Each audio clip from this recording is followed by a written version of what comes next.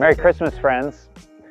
One of the classic Christmas movies is Charlie Brown Christmas, and Charlie Brown is tasked to go get, well, a Christmas tree, the perfect Christmas tree for the Christmas play.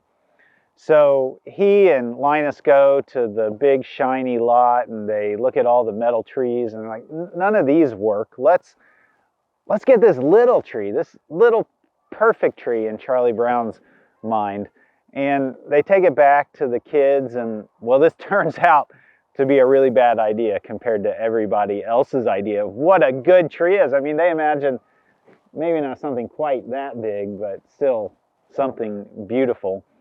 And they give Charlie Brown a really, really hard time, and he feels horrible. And in exasperation, he says, "Is there anybody who knows what Christmas is all about?"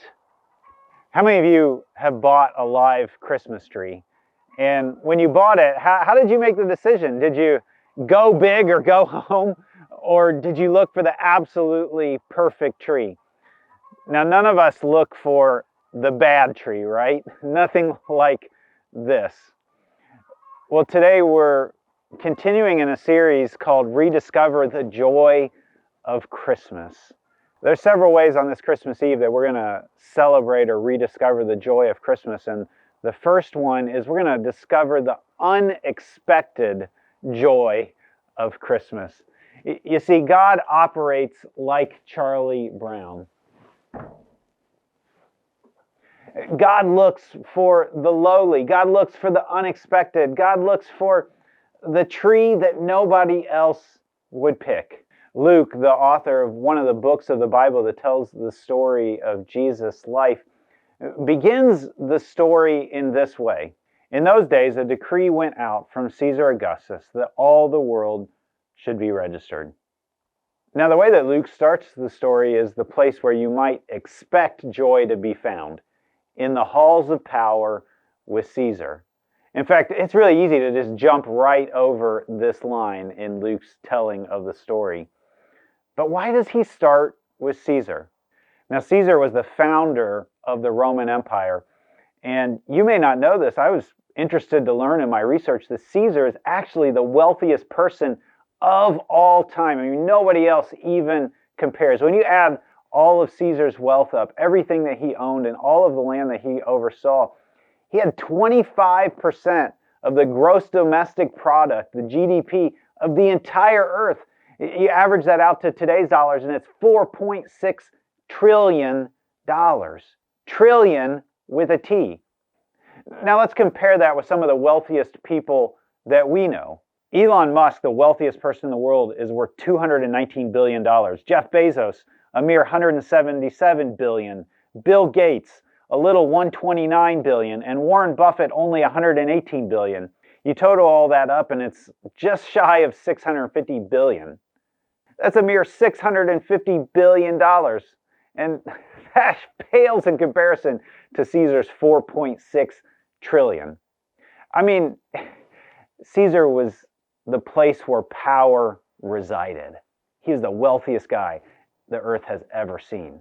Caesar not only had this amazing wealth, but he also minted coins. And on one side of those coins, it described Caesar's divinity. Some of the titles of Caesar were King of Kings, Lord, Savior of the earth. Do those sound familiar?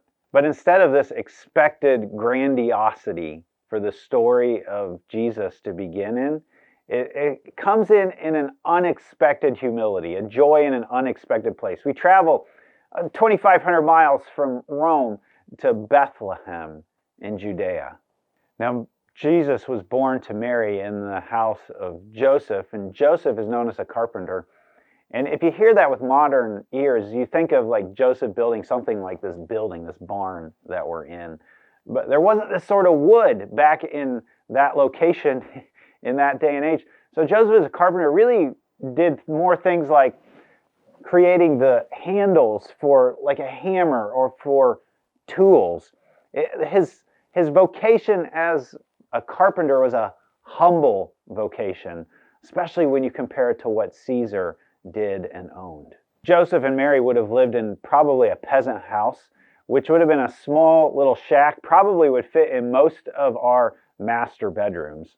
And these houses were often built on top of caves, Sort of like the modern day garage. This is where you would keep the animals, in the cave underneath the peasant house on top. Joseph and Mary traveled about 70 miles from Nazareth down to Bethlehem for this census taking. And probably what happened, because Mary was pregnant, is that the rest of Joseph's family beat him to their hometown. And so they're all like piled into probably this house from their family, and Joseph and Mary show up late, and they're like, well, you know what? We don't have any room in the loft up top. You could pile in there with your other 20 family members in this teeny little house. Or, well, we've got this cave, this little garage, ancient garage. You could stay in there if you wanted. Now here's an example of a modern day house in the region, but Joseph and Mary's family's house probably would have been just a fraction of the size of this house. You can see the caves underneath where Mary and Joseph would have stayed. I think for most of us, our modern day equivalent would be something like the garage or the shed that we have out back, the tool shed, or something like this here that we're in right now.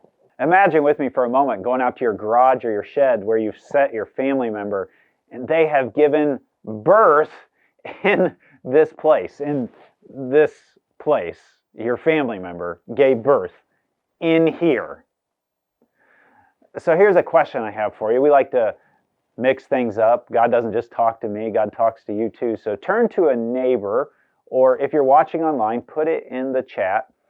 If you had family come, where's the most awkward place you could put them up in your house or around your house? And what would it be like to show up one morning and find that they have given birth in that place? Let's talk about it.